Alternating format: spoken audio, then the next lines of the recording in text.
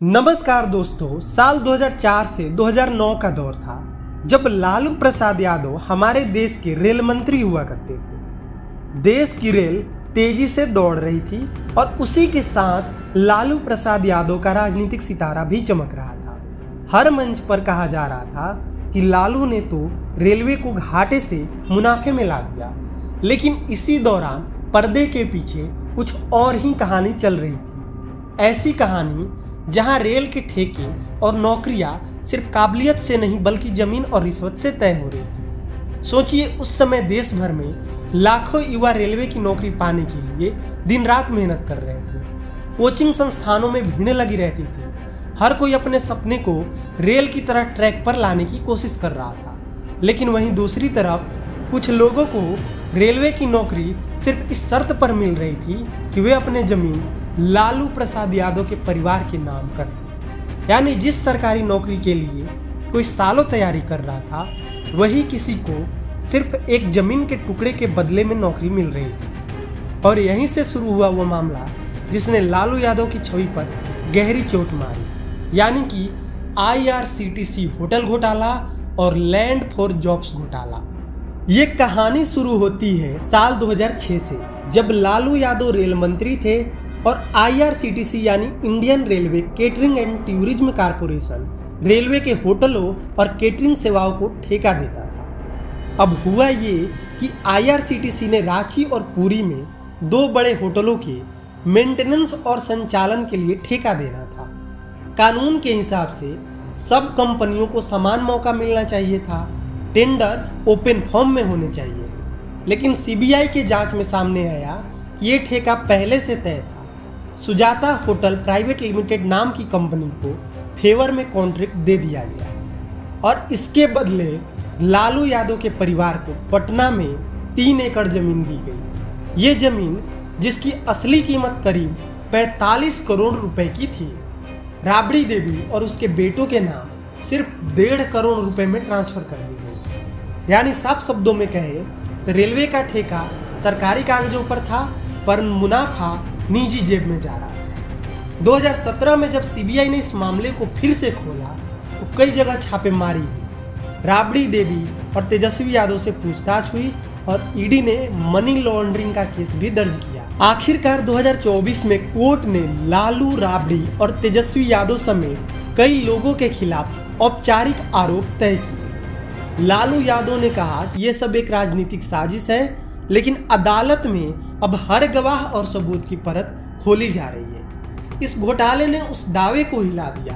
जिसमें कहा गया था कि लालू ने रेलवे को मुनाफे में ला दिया, क्योंकि सवाल उठा कि मुनाफा रेलवे को हुआ या रेल मंत्री और उनके परिवार वालों को। अब आते हैं सबसे चर्चित और विवादित घोटाले पर, यानी कि लैंड फॉर जॉब स्कैम। इस घोटाले ने न सिर्फ लालू यादव की साख पर सवाल उठाया, बल्कि पूरे रेल मंत्रालय की सिलेक्शन प्रोसेस पर शक पैदा किया। CBI के अनुसार 2004 से 2009 के बीच रेलवे में कई ग्रुप D की भर्तियां हुई। सैकड़ों उम्मीदवारों को नौकरी दी गई, लेकिन कुछ लोगों को ये नौकरी काबिलियत या परीक्षा से नहीं बल्कि जमीन के बदले मिली। कई उम्मीदवारों ने अपनी या अपने परिवार की जमीन राबड़ी देवी, तेजस्वी यादव या लालू परिवार से जुड़े लोगों या कंपनियों के नाम बहुत सस्ते दामों पर ट्रांसफर की गई। कई जमीनों का बाजार मूल्य लाखों में था, पर कागजों में बस कुछ हजार रुपए में लिखा गया।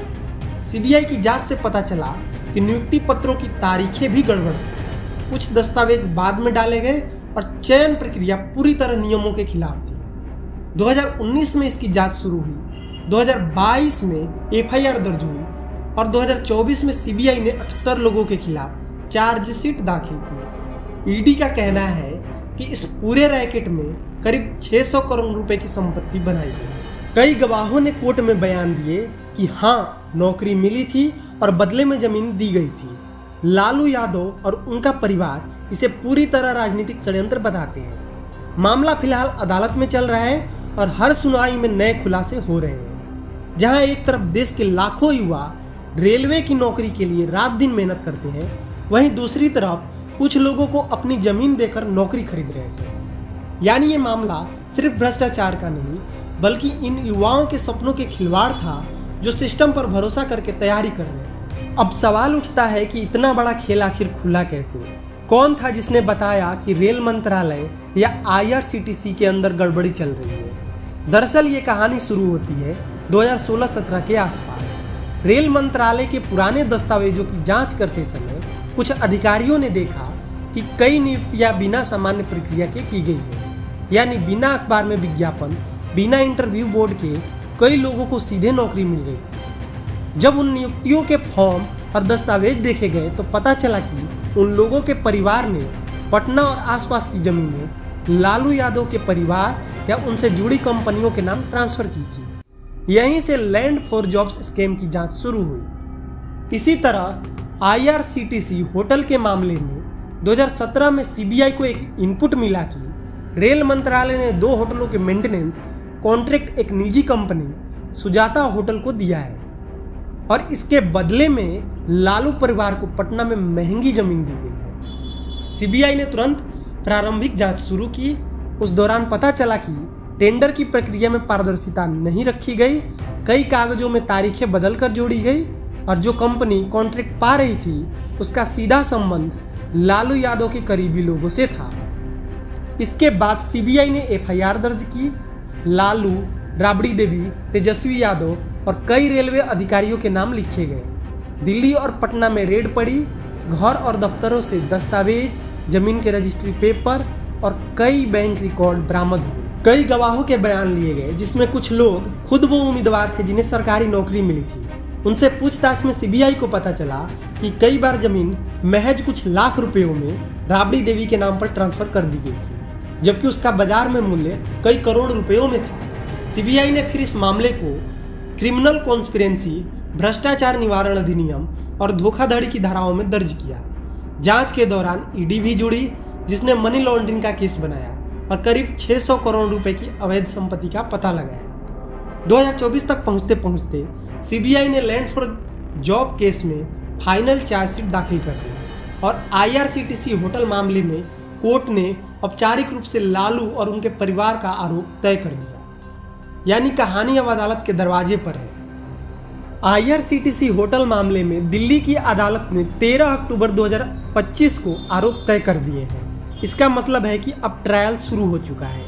CBI ने कहा है कि वह 27 अक्टूबर 2025 से गवाहों को पेश करना शुरू करेगी। कुल 12 महत्वपूर्ण गवाह CBI ने तैयार किए हैं जो कहानी की हर परत को खोलेंगे। वहीं लैंड फॉर जॉब्स मामले में दिल्ली की अदालत ने आदेश दिया है कि अब सुनवाई डे बाय डे बेसिस पर होगी।